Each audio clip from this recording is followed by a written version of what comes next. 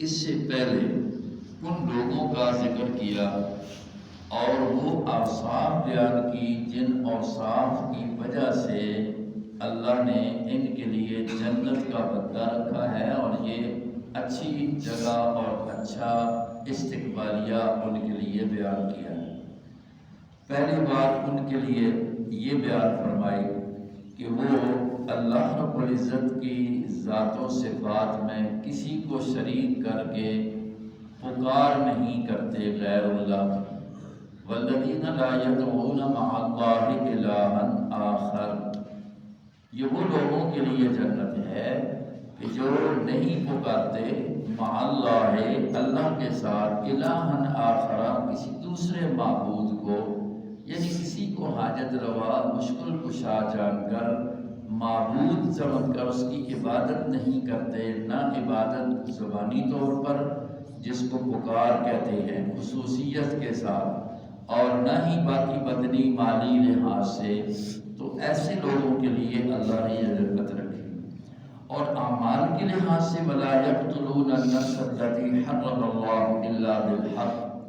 فرمایا جو کسی نفس کو قتل نہیں کرتے جس کو اللہ نے حرام کر رکھا ہے، مسلمان کا قتل یہ اللہ رب العزت نے حرام کیا ہوا ہے۔ ہاں 3 صورتیں ایسی ہیں کہ جس کی شریعت نے اجازت دے رکھی ہے۔ ایک، نعوذ باللہ اللہ سب کو محفوظ فرمائے کہ کوئی مسلمان اسلام کو چھوڑ کر کسی دوسرے مذہب میں چلا جاتا ہے جس کو شریعت میں مرتد کہا جاتا ہے، تو ایسے شخص کا قتل وہ بھی حکومت کے طور پر وہ فیصلہ کر کے اس کو قتل کرے۔ اور دوسرے نمبر پر اگر کسی نے کسی کو قتل کر دیا ہے تو قصاصاً بدلے کے طور پر اس کا قتل یہ بھی شریعت نے جائز رکھا ہے، لیکن یہ کام بھی حکومت کا ہے۔ اور تیسرے نمبر پر فرمایا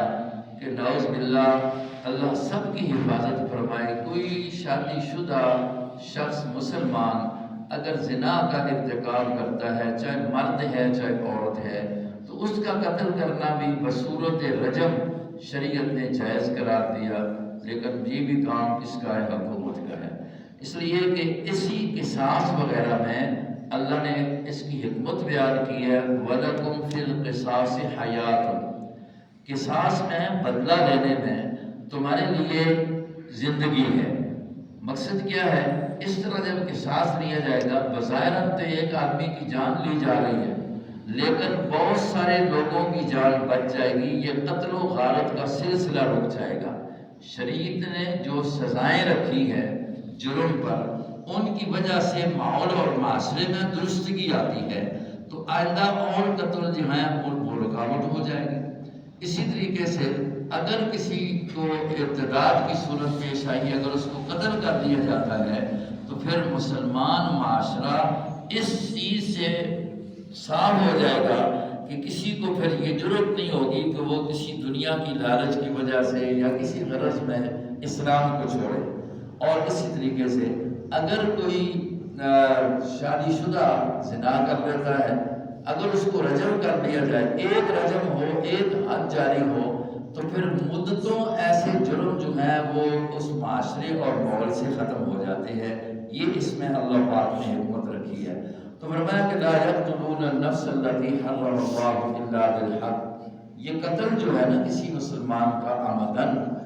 اور یہ اتنا بڑا جرم ہے کہ قرآن کریم نے یہ بیان کیا ہے کہ اس کے اوپر جزائے جہنم خالداً فیہا، اور ساتھ ساتھ کہا کہ غضب اللہ کا غصہ ہے، اس لیے کہ جہاں اس میں اللہ کا حق ہے تو بندے کا حق بھی ہے۔ تو اللہ کا حق تو توبہ کرتا ہے بندہ معاف ہو جاتا ہے، لیکن بندے کے حق کے لیے ضروری ہے جہاں توبہ بھی اور ساتھ ساتھ جو ہے بندے سے معافی بھی، اور بندے سے حق کا ادا کر کے معاف کرانا یا ادا کر دینا۔ تو فرمایا کہ ان لوگوں کے لیے اللہ نے جنت رکھی ہے۔ فرمایا جو یہ عمل کرتا ہے وَمَن يَفْعَلْ ذَلِكَ يَلْقَ أَثَامًا، جو یہ کرے گا، ایک ہے غیر اللہ کی پکار، غیر اللہ کے سوا کو اپنا معبود سمجھ کر اس سے پکار کرنا، فوق الاسباب مانگنا، دعا، تو یہ شرک ہے۔ جو یہ کرے گا بہت بڑے جرم میں چلا گیا۔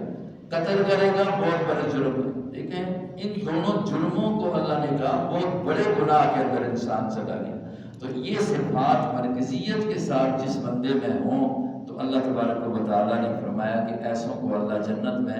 اعلیٰ ترین مکان رہائش ادا کریں گے، اور اس کو ہر طرف سے تحفہ یہ ملتا رہے گا، سلام سلام، اللہ تیرے اوپر سلامتی، اللہ بھی کہے گا سلامتی ہو، اور آپس میں ملاقات بھی سلامتی۔ یہ ایسا جملہ ہے نا جنتیوں کے لیے اللہ نے خاص کیا ہے، اور دنیا میں ہمیں یہ سبق دے دیا ہے نبی پاک علیہ السلام نے اور قرآن کی آیات نے کہ آپس میں ملو تو تمہاری ملاقات کا اور دوسرے مذاہب والی لوگوں کے ملاقات کا فرق یہ ہے، وہ کسی اور کلمات کے ساتھ ملتے ہیں۔ مولا معاف کرے، ہمارے معاشرے میں بھی اب وہ آ گیا بجائے سلام کے ہم تو پتہ نہیں کوئی بیلا کم کہہ رہا ہے، کوئی پتہ نہیں کیا کہہ رہا ہے، لیکن اسلامی معاشرہ اور اسلام ہمیں یہ سبق دیتا ہے کہ آپس کی ملاقات بھی ہو تو اس میں بھی یہ تحفہ ایک دوسرے کو دیا جائے، امن و سلامتی کا اس کو پیغام سنایا جائے، اپنے سے بھی اس کو سلامتی کا پیغام دیا جاتا ہے، اور اللہ کی طرف سے بھی اس کے لیے رحمت مانگی جاتی ہے۔ تو یہ جنت میں ماحول ہے۔ اس جنتی ماحول کو بنانے کے لیے معاشرہ اگر آج بھی دنیا میں اس کام کو عام کرے جس کو نبی پاک علیہ السلام نے فرمایا ہے کہ بھائی افشوا السلام، سلام کو کیا کرو، عام کرو، اس وجہ سے اللہ تمہیں جنت نصیب فرمائے گا۔ اس لیے کہ ایک دفعہ کہہ دیتا ہے السلام علیکم، نیکیاں مل گئی 10، اگر ورحمۃ اللہ بھی کہہ دیتا ہے 10 اور مل گئی، برکات وہ کہہ دیتا ہے 10 اور مل گئی، جواب والا بھی کہہ دیتا ہے تو 30 وہ لے لیتا ہے، 30 یہ لے لیتا ہے۔ یہ اللہ تبارک و تعالیٰ کا احسان ہے۔ اللہ رب العزت ان صفات کو اللہ سب کو حاصل کرنا